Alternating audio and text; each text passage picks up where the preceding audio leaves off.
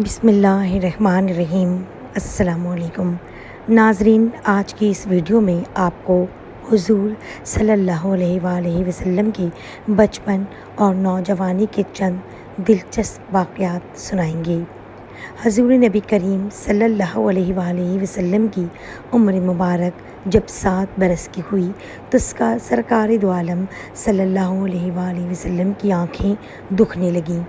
آپ کے دادا حضرت عبد المطلب نے آپ کا بڑا علاج کرایا مگر سرکار کی آنکھیں ٹھیک نہیں ہوئیں۔ حضرت عبد المطلب بڑے پریشان تھے کہ اب کیا کیا جائے۔ بڑا علاج کرایا مگر آرام نہ ہوا۔ آپ پریشان بیٹھے سوچ رہے تھے کہ کسی جاننے والے نے کہا کہ اے سردار قریش، پریشان نہ ہو، مکہ کے قریب عکازہ بازار ہے، اس بازار کے ساتھ ایک طبیب کا گھر ہے، بڑا قابل ہے، وہ دوائی بھی دے گا اور آپ کے پوتے کو دم بھی کرے گا۔ آپ اپنے فرزند کو وہاں لے جائیے، شاید حضور کو آرام مل جائے۔ حضرت عبد المطلب بڑے خوش ہوئے۔ آپ نے حضور کو ساتھ لیا، اس راہب کے پاس تشریف لے گئے۔ جب راہب کے مکان پر پہنچے تو مکان کو بند پایا۔ آوازیں دیں، لوگوں نے کہا کہ ابھی دروازہ بند ہوا ہے، اب 1 سال کے بعد پھر کھلے گا، اب کھلنا مشکل ہے۔ عبد المطلب مایوس ہوئے کہ اب کیا ہوگا کہ فوراً ہی عبادت خانے میں زلزلہ آیا۔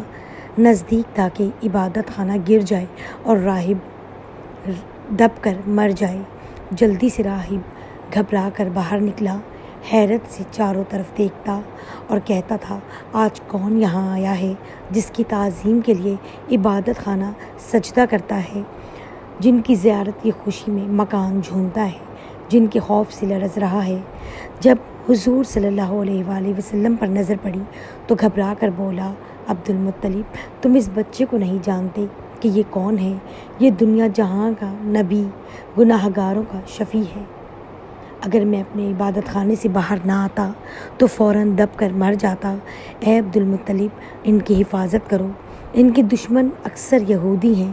عبد المطلب نے فرمایا کہ اے راہب، میرے بچے کی آنکھیں دکھتی ہیں، سنا ہے تم آنکھوں کا علاج کرتے ہو۔ راہب نے کہا، کیا تم طبیب کو مریض اور بیمار کے پاس لائے ہو؟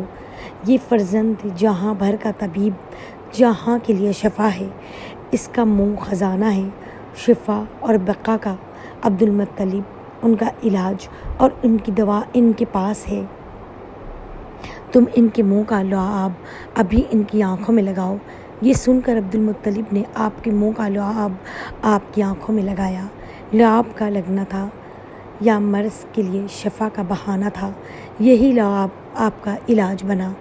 جیسا کہ ہجرت کے موقع پر غار ثور میں ابو بکر صدیق کو سانپ نے کاٹا تو آپ نے اپنا لعاب دہن لگایا تھا۔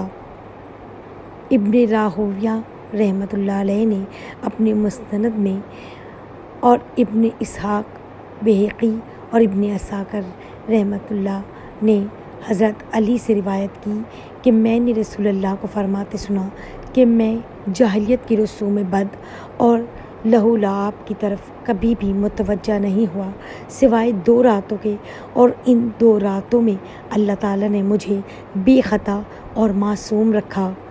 ایک رات کا واقعہ تو یہ ہے کہ مکہ کے چند نوجوان اور میں، آپ صلی اللہ علیہ وسلم اپنے گھر کی بکریوں کے ریوڑ میں تھے۔ میں نے اپنے ساتھی سے کہا، ذرا میری بکریوں کی نگرانی کرنا تاکہ میں مکہ جا کر نوجوانوں کا شغل دیکھوں۔ اس نے کہا، اچھا۔ پھر میں آبادی کی طرف آیا اور پہلے ہی گھر میں موسیقی کی آواز میں نے سنی۔ پوچھا، یہ کیسی آواز ہے؟ کسی نے بتایا کہ شادی کا سلسلہ ہے۔ میں موسیقی سننے کے لیے بیٹھ گیا۔ اللہ نے میرے کانوں کا تھپتھپایا اور میں سو گیا، حتیٰ کہ دوسرے روز سورج کی آمد پر اس کی شعاعوں نے مجھے بیدار کیا۔ میں اٹھ کر ساتھی کے پاس گیا۔ اس نے پوچھا، اتنے لمبے وقت تک کیا کرتے رہے؟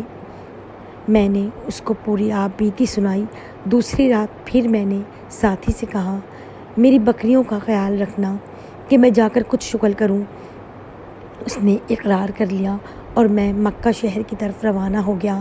یہاں آ کر میں نے موسیقی کی ویسی ہی آواز سنی جیسے میں نے گزشتہ رات سنی تھی۔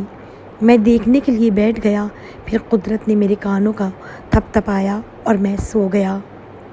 یہاں تک کہ دوسرے دن دھوپ نے مجھے جگایا۔ پھر میں لوٹ کر اپنے ساتھی کے پاس آیا۔ اس نے پوچھا کہ تم نے کیا کیا؟ میں نے کہا کچھ بھی نہیں، اور اسے ساری صورتحال بتائی۔ اس کے بعد میں نے کبھی ایسا ارادہ کیا اور نہ ہی مجھے رغبت ہوئی، یہاں تک کہ اللہ نے مجھے نبوت سے سربلند اور سرفراز فرمایا۔